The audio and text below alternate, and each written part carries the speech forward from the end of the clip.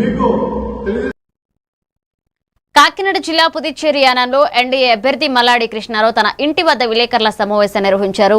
గెలిస్తే వచ్చే 5 ఏళ్లలో 3,000 కోట్ల కేంద్ర నిధులతో అభివృద్ధి ప్రాజెక్టులు చేపట్టడానికి హామీ ఇచ్చారు. పేద కుటుంబాలకు ఇళ్ల స్థలాలు, వరద నిరోధక గోడలు, భూగర్భ డ్రైనేజీ, వైద్య కేంద్రాలు, 12 పారామెడికల్ కోర్సులు, అలాగే రోడ్డు నిర్మాణాలు, క్యాన్సర్ ఆసుపత్రి ప్రాజెక్టులు చేపట్టనున్నట్లుగా వివరించారు. ప్రజలు మద్దతు ర్యాలీ నిర్వహించి గెలుపును కోరారు. చేయబోయేవి ఇవన్నీ కూడా ఇందులో ఉన్నాయి.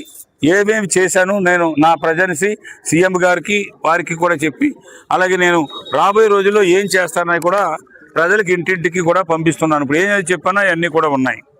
అలాగే ఉంటే ఇంటింటికి వెళ్ళి యేసుక్రీస్తుకి సంబంధించిన వారిని మల్లాడి కృష్ణారావు మీ చర్చిలు కొట్టించేస్తాడు, అలాగే మీ మసీదులు కొట్టించేస్తాడని చెప్పేసి వారు ప్రచారం చేస్తున్నారు. ఎక్కడో జరిగిన సంఘటనలు ఇక్కడ చూపించి.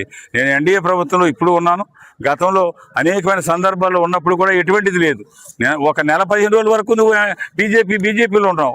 ఇప్పుడు నువ్వు మార్చి మల్లాడి కృష్ణారావు వస్తే చర్చిలు కొట్టించేస్తాడు, ఇది కొట్టించాడు అని చెప్పేసి మాట్లాడుతుంటే, నేను గతంలో ఏం చేశాను, ఏ విధంగా ఏమేమి క్రిస్టియన్స్కి వచ్చిన దాన్ని 14-15 సంవత్సరాల క్రితం సెంట్రల్ మినిస్టర్స్ దగ్గరికి కానీ వాళ్ళ ఇష్యూలు తీసుకెళ్ళింది ఇవి చేస్తానని వారికి రిటర్న్గా కూడా ఇచ్చాను. సందర్భంలో ఒక ఆర్మీ కింద ఆర్మీగా ఉండాలండి.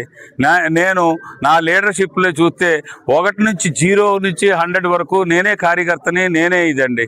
నా వెనకాల నేను నెంబర్ 2 రావాలి, నేను నీ సీట్ నాకు ఇచ్చేయమంటే నేను ఇవ్వడానికి రెడీగా ఉన్నాను. ఒకసారి ఆల్రెడీ సీట్ ఇచ్చేసాను. మీరు నియంత అని ఎలాగంటారు నన్ను?